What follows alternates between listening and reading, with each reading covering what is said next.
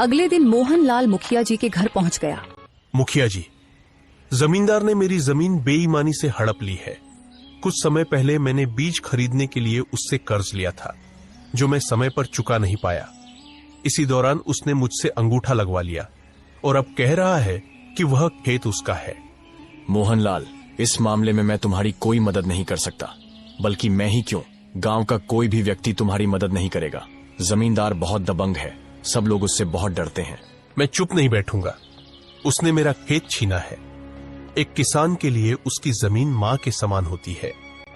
इतना कहकर मोहनलाल सीधे केशव नगर राज्य की ओर चल पड़ा और राजा विक्रम के दरबार में जा पहुंचा।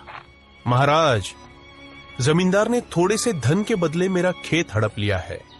मैं एक गरीब किसान हूं, सालों से अपनी जमीन पर मेहनत कर रहा हूं। पिछले मौसम में फसल बर्बाद हो गई थी, इसलिए मजबूरी में मैंने जमींदार से थोड़ा सा कर्ज लिया। बीज लेते समय उसने मुझसे एक कागज पर अंगूठा भी लगवा लिया। अब वह कहता है कि खेत उसका है। महाराज, मेरे लिए वो जमीन सिर्फ खेत नहीं, मेरी रोजी रोटी, मेरी इज्जत और मेरी मां जैसी है। मुझे न्याय चाहिए महाराज। अगर रामपुर गांव के जमींदार ने तुम्हारे साथ वास्तव में ऐसा किया है तो तुम्हें जरूर न्याय मिलेगा। इतना कहकर राजा विक्रम ने एक सिपाही की ओर इशारा करते हुए कहा, इस किसान के साथ तुरंत रामपुर गांव जाओ और जमींदार को मेरे दरबार में हाजिर होने का आदेश दो। अगर वह मना करे तो उसे जबरदस्ती गिरफ्तार करके लाया जाए। कुछ ही देर में जमींदार अपने साथी बलराम के साथ महल में हाजिर हो गया। क्यों, तुमने कुछ धन के लिए मोहनलाल का पूरा खेत अपने नाम कर लिया? महाराज, यह तो सरासर झूठ बोल रहा है। सच तो यह है कि कुछ अरसा पहले मोहनलाल ने खुद अपना खेत मुझे बेचा था। मैंने उसे बहुत सारा धन दिया था महाराज। उसने वादा किया था कि कुछ महीनों बाद वह खेत खाली कर देगा।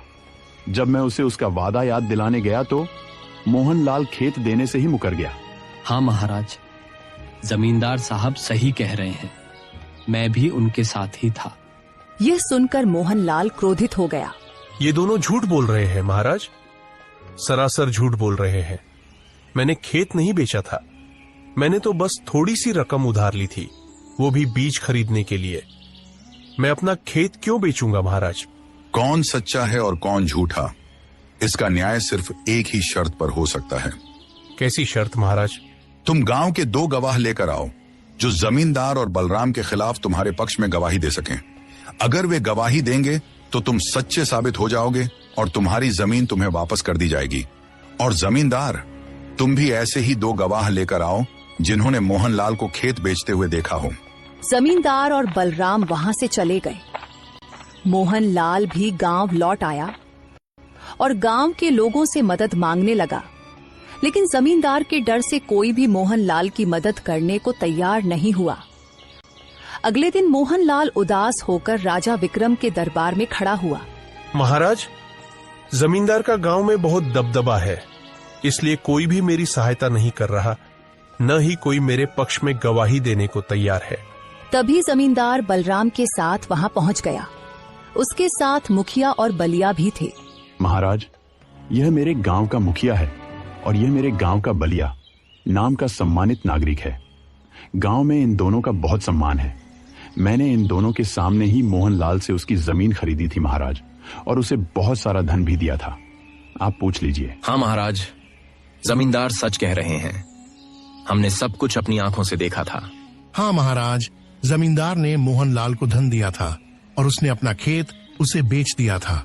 जमींदार तो अपने गवाह ले आया, लेकिन तुम कोई गवाह नहीं ला सके मोहनलाल, तो न्याय तो हो गया, खेत जमींदार के पास ही रहेगा। मोहनलाल गुस्से में महल से बाहर निकल गया और सीधा अपने घर पहुंच गया।